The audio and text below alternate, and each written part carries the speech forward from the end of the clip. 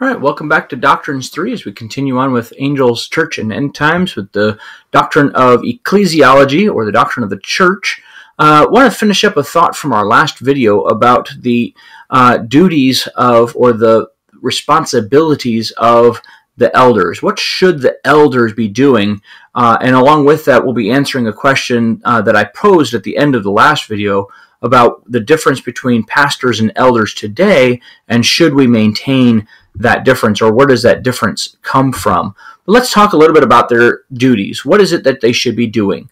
First of all, shepherding the flock. We talked about that in the last video, that elders should be going about the business of feeding, protecting, caring for the flock. And when we talk about this, we actually talk about pastoral ministries. Pastoral ministries not being preaching, but rather pastoral care, meaning counseling and visitations, going out and ministering to the poor, to the weak, to the sick, to the shut-ins, and then also the teaching ministry as well, because that's also bringing that food, that spiritual nourishment.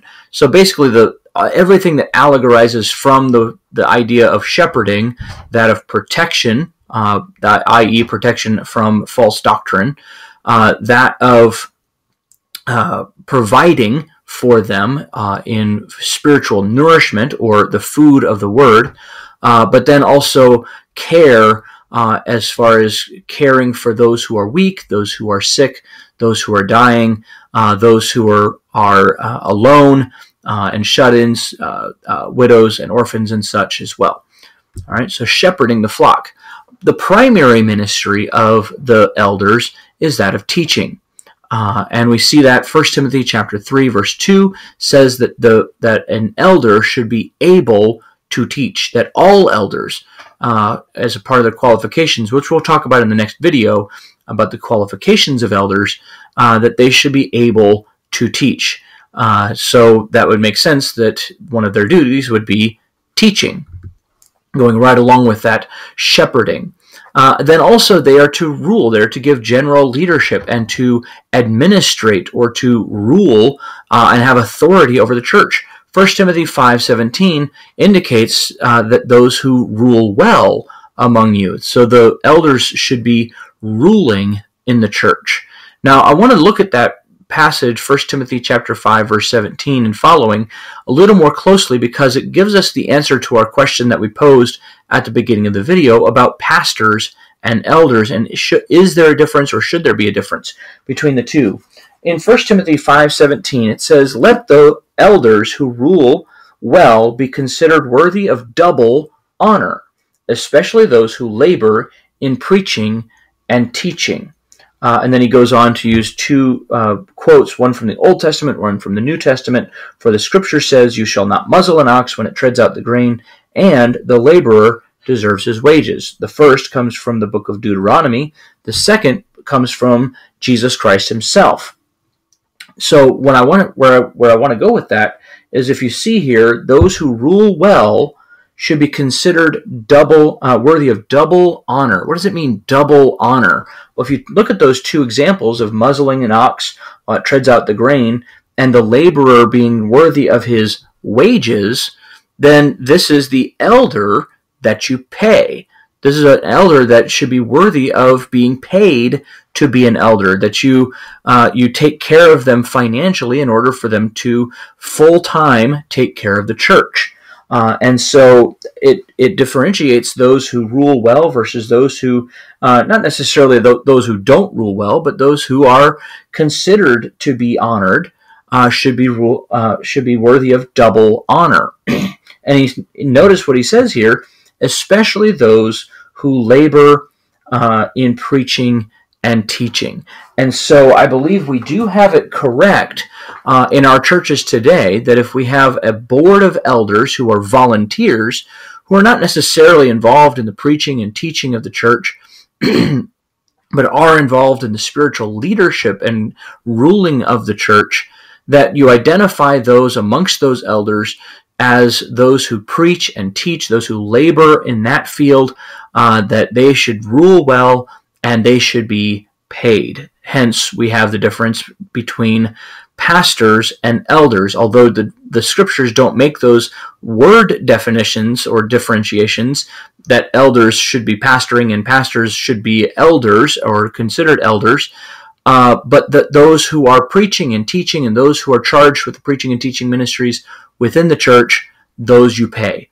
And so probably in your church, you have a pastor that gets paid, and then you have elders who sit on the elder board, and those who are in charge of the church itself, who are on volunteer basis and have perhaps jobs outside of the church. So that would be really the difference between pastors and elders. And I do believe we are doing that biblically for the most part in most churches, having pastors and elders, although it would be kind of awkward on a business card to say elder who is worthy of double honor rather than just simply Pastor Joe. All right.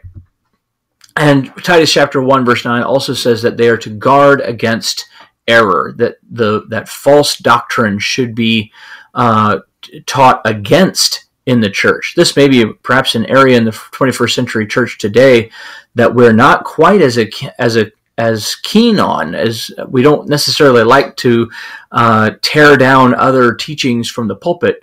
But I think it's actually a good idea to make the flock aware of the dangers that are out there. That there are wolves in sheep's clothing. There are teachers, false teachers, who are roaming about writing books, and the people in our churches may be caught up in those false doctrines. And according to the New Testament, it falls on the shoulders of the shepherds to be sure that the sheep are protected from those false prophets, those false teachers, those wolves who are going around in sheep's clothing, who really all they want to do is to promote themselves and to kill and to destroy. This last statement here, I think we may have already really answered, but according to many places throughout Scripture, the question, how many elders should there be? There are some churches that identify only one elder, of that elder being the pastor, and then that there's a board of deacons. When we get into our next couple of videos, when we talk about deacons, we'll find out pretty quickly that many of those churches, and next week we'll actually talk about the governance that is behind that single elder rule is what it's called. But that many of those churches are actually functioning with a plurality of elders. They just simply call them deacons. Mistakenly or not, it is kind of beside the point. But in every instance, when we talk about elders, either we're talking about a specific elder. Peter calls himself an elder. John calls himself an elder. In almost every other instance, however, the word is plural. And there is no doubt that throughout the first century world, that the churches had many elders, that each church had many elders, a plurality of elders. How many there should be, I don't know. There's no indication as to how many elders each church had.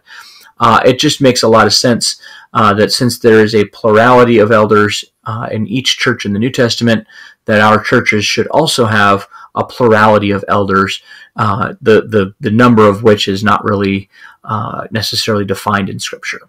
All right, that's all we have for this video. We will get into the qualifications for an elder in the next video.